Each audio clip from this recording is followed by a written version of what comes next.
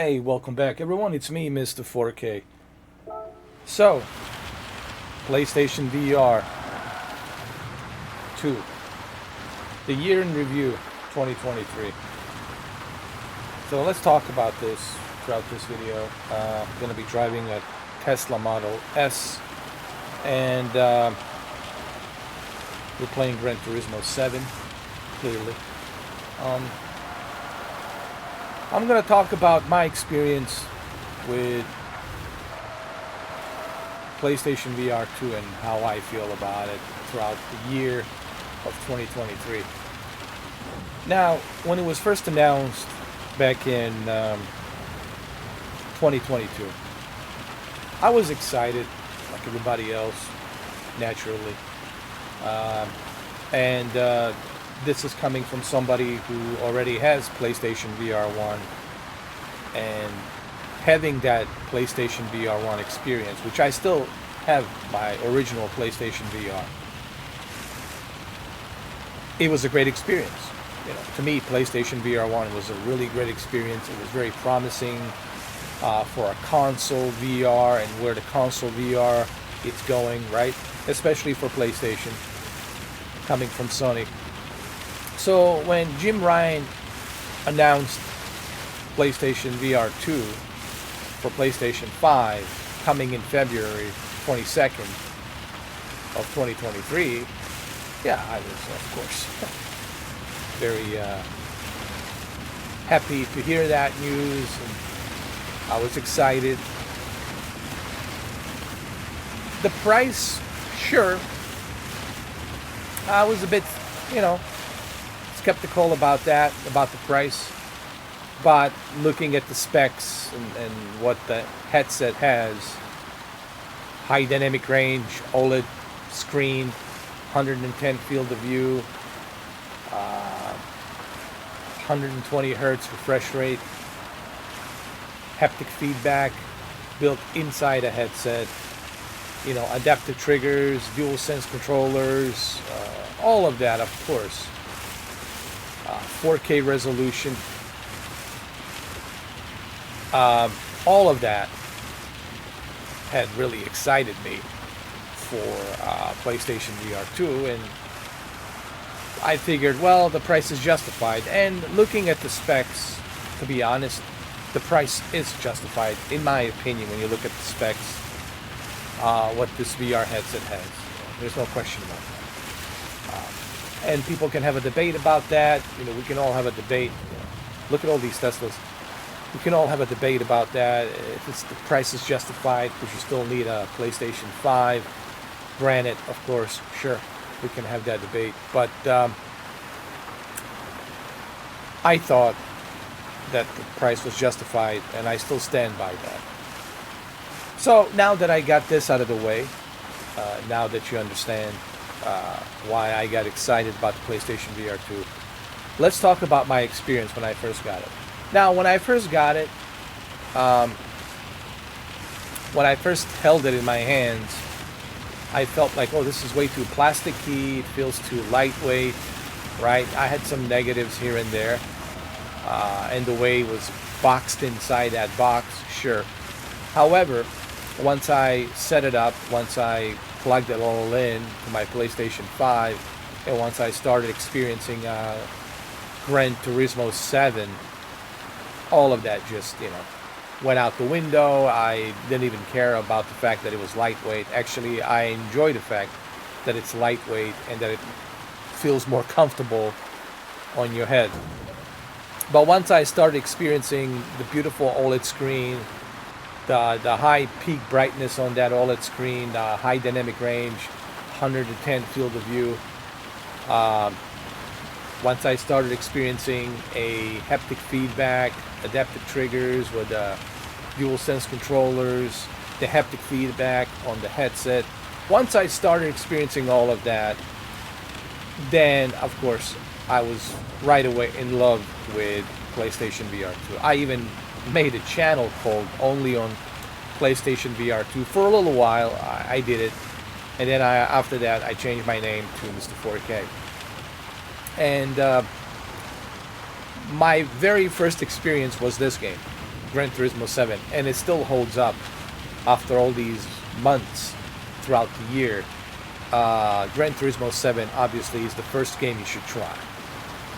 There's no question about that. If you want to see what this headset can do, Gran Turismo 7 is the best way to get your feet wet. After the Gran Turismo 7, I tried other games. I tried Kayak Mirage. Kayak Mirage, it's a game where you were simulating kayaking in these beautiful resort places in the nature. And it looked so beautiful, man. It felt like I was really there.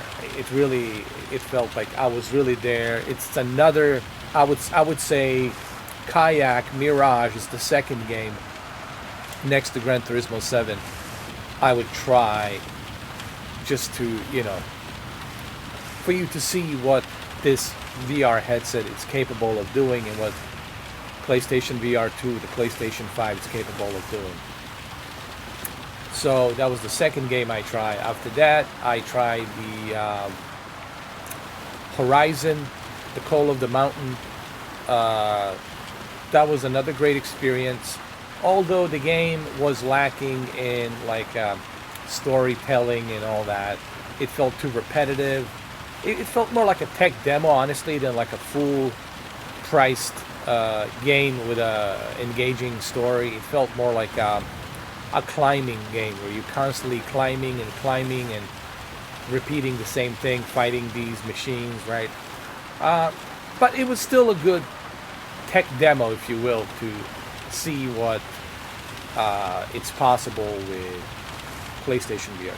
So that would be my number 3 choice, which I did try. And I still recommend it for you guys to try it. After that, I tried other games, the third-party games, and other applications. And for the most parts, I had a great time with PlayStation VR 2. So I'm not trying to butcher this video and to make it, like a Ben-Hur 4 hours or something like that. I'm not trying to drag this on. Hopefully you guys are listening to what I'm saying. But I'm trying to be as candid, as honest throughout my experience to let you know how I felt throughout the years. I mean, throughout the months. I'm sorry. Throughout the months of 2023. Since February 22nd launch of PlayStation VR 2. So throughout the months, I had some good and bad experiences. It wasn't all that, bed of roses. There were some things that I complained about, like the lack of features that I really wanted to see in the PlayStation VR 2. What kind of turned me off for a little bit. I wanted to see features like you see on the Meta Quest, the Quest 3, Quest 2, right? When you turn on that PlayStation VR 2, I wanted to be welcomed in a PlayStation hub, right? Or in the PlayStation home, where you go inside that PlayStation home and you can check out everything about a PlayStation, right? It's like a PlayStation home where everybody hangs out. All the PlayStation VR 2 members are hanging out. You get to meet a bunch of people in the lobby. I was expecting something like that when you turn on your PlayStation VR 2 headset. And unfortunately, that wasn't the case. You're not being welcomed by a PlayStation home. You're just being kind of like, you turn it on and you see a big giant screen in front of you with a PlayStation 5 user interface, PS5 user interface, and that's all you're seeing. And it just felt kind of bland. It didn't feel like I was really in a $600, high value PlayStation VR 2 experience, right? It didn't feel like that. It didn't have that. And I think that's what a lot of people are complaining about, that it didn't have that. It really felt kind of niche accessory experience. And that's where I'm going with this. Hopefully you guys are catching up on this. That's what I'm going with this. It felt like a niche accessory, a very expensive accessory experience. So that's what I was complaining about. I was also complaining about the lack of ability to read the chat when you were live streaming, right? So one of the things that I appreciated about the original PlayStation VR 1 was the ability to read a chat when you were live streaming, right? Because, you obviously cannot read a chat when you put on a headset. You can't see what people are saying, right? So the fact that they didn't include that feature either, it kind of boggles my mind. And even to this day, after all these months, here we are at the end of 2023, and still there is no chat to be read while you're live streaming on the headset. And I don't know why they can't do that, right? So these were the negatives. Of course, the lack of applications was yet another negative. Like, where's big screen VR? Where's the VR, other VR applications, like a Netflix and Amazon Prime? When you go to MetaQuest, you see all these applications. You see, Netflix app. You go in there, you like in this Netflix room. Where's the big screen VR so you can watch these movies like Oppenheimer on a big screen, right? Together with friends. Where's all these other applications that the MetaQuest has? So the lack of applications that was missing, the lack of PlayStation Home Hub that was missing, like a lobby where you can go talk to your friends. The lack of that was missing, was another negative. And of course, the lack of exclusive PlayStation VR 2 games throughout the year that they weren't able to put out. It's another negative. Sure, granted, they have, now they have Resident Evil 4 VR mode, and they've got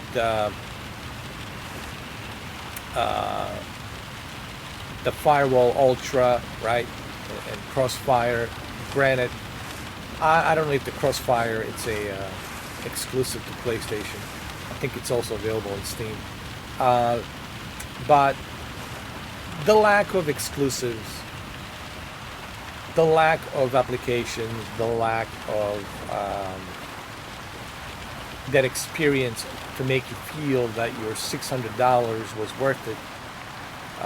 That PlayStation Home Hub lobby that's missing, the lack of these things really kind of like made me question the value of $600. Even though I know I said from a technical point of view, from the tech, see, here's what I want you to understand. From a tech spec point of view, the headset is worth it. But from a value in terms of what I can experience, I don't know. I have my doubts about that.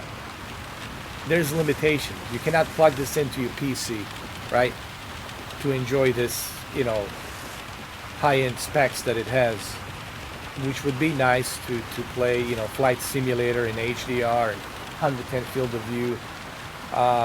So the lack of the limitations that this headset has makes you question the value.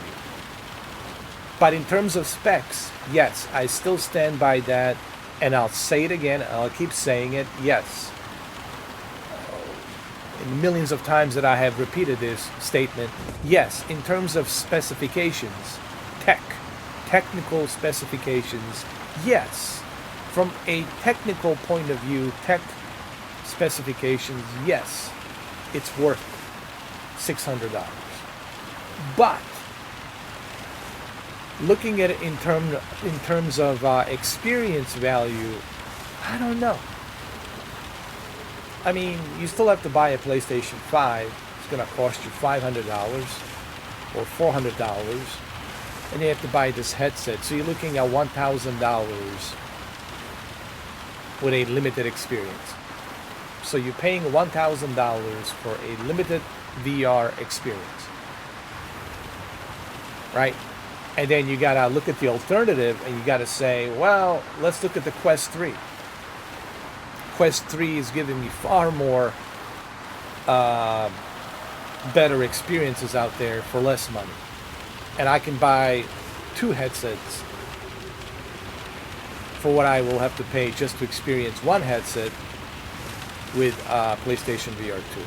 Think about that. You can buy 2 Quest 3 headsets for the price of this, because you're going to need a PlayStation 5, obviously, to use this. You cannot use this without a PlayStation 5. And you are limited. You cannot plug this into your PC. Quest 3, you can plug it into your PC, to your gaming laptop. There's so much you can do. Not to mention all the experiences that are available through MetaQuest, right? So, and now you got the Xbox Game Pass included as well. You can play those Xbox games, so there's that too. So what I'm trying to say in regard to PlayStation VR 2, PlayStation VR 2 felt to me like a missed opportunity from Sony.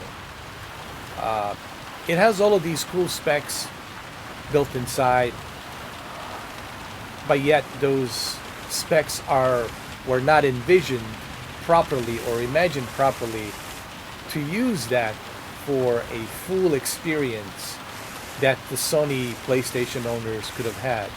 This could have been a great VR headset that would even make Facebook scratch their head and start thinking about, right? And maybe would have even encouraged Microsoft to think about jumping into a VR territory. But unfortunately, that didn't happen. There was a missed opportunity here, clearly. And I think that's what's really stopping PlayStation VR 2 to be a mainstream, VR headset to be recommended. It is really difficult for me to recommend this headset. Because when you look at other options out there, when you look at MetaQuest 3, even MetaQuest 2, but especially MetaQuest 3, when you look at MetaQuest 3, it is really difficult for me to tell people, oh, this Christmas go ahead, this holiday season go ahead and purchase the PlayStation VR 2, but make sure you also buy that $500 PlayStation 5 Slim. It's going to cost you about $1,100 with the tax, right? $1,100, and for that kind of price, you could have 2 Quest 3s with 500 gigabytes worth of storage that you can use to put a bunch of applications and a bunch of cool experiences and whatnot. And then you got to ask yourself, well, why should I waste my money on PlayStation VR 2 when I can just get myself a Quest 3? 2 headsets, one for me, one for my wife, one for me, one for my girlfriend, or let's say I want to buy 2 Quest 3s for my children, one for my son, one for my daughter, right? This Christmas. And this is where I want to kind of end the video by saying the following. Even though I had a pleasant experience with PlayStation VR 2. And I'm still enjoying it. I got Resident Evil 4 to enjoy as well. Even though I had this pleasant experience. And I don't feel like I was ripped off. I don't feel like I regret buying this headset. I can still enjoy Gran Turismo. I can still enjoy Firewall Ultra, Crossfire, Resident Evil 4 now. I can still watch movies on it with a spatial 3D audio on the big screen, right? Watch the Oppenheimer on the big screen. With a 4K UHD Blu-ray disc movies, or digitally, doesn't matter. I still had good experience with PlayStation VR 2. And I don't feel that I wasted my $600. But that's me looking at it from my subjective opinion. right? This is from my subjective opinion. But if I'm going to look at it from majority point of view, I would say you are far better off with the Quest 3. With the Quest 3, you don't need a PlayStation 5. It's a independent, portable experience, so you can plug it into any PC. You can use it. You can do so many things with the Quest 3. Take it with you. I mean, it's so much better. It's a far better. I mean, let's put it this way. Right now in 2023, Quest 3 is the best VR experience. And anyone out there who is thinking about getting into the VR, guess what they're going to be thinking? Meta Quest. You know, Meta Quest 3. They're going to be thinking Quest 3. That's what they're going to be thinking, and that's what they're going to be buying, is the Quest 3. They're not going to be thinking PlayStation VR 2. So where does the PlayStation VR 2 stands at the end of this year? We don't know what's going to happen next year, 2024, where it's going to go. I don't know. I don't have a crystal ball, unfortunately. But the way it stands right now, the way it looks right now, I would say PlayStation VR 2, it's just a very expensive accessory. A very expensive accessory. And I think that's where it should be placed at. So if I'm going to review the year in 2023, the best review I can give for the 2023 of PlayStation VR 2 is that it's just an expensive accessory, a very niche expensive accessory, a very niche expensive accessory that honestly I don't think you really need. If you want to jump into a VR, you're far better off with the Quest 3. I mean, first look, I can do a separate video just to explain to you why Quest 3 is the best VR experience. But that will have to be a separate video for me to explain to you why the Quest 3 is the best VR experience. Okay. Just to name the few, obviously, is the affordability. It's cheaper, has more features, has more stuff, has better experience. You're not tethered to any necessary consoles.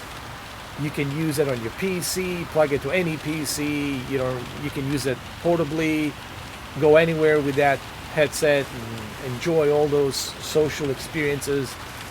Thousands and thousands and thousands and thousands of VR applications, and I'm sure it's going to reach to 1.2 million VR applications pretty soon. There's so much for you to do on the Quest 3.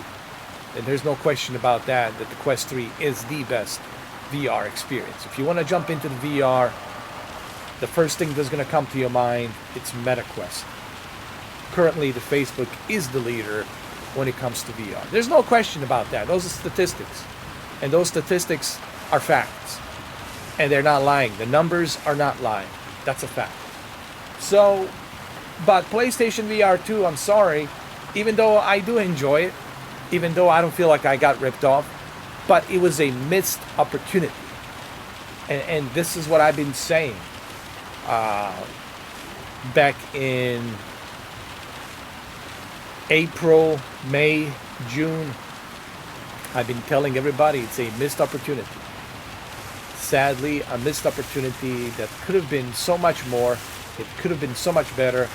But unfortunately, they didn't envision that. They miscalculated. I don't know what happened with Sony. Honestly, who knows?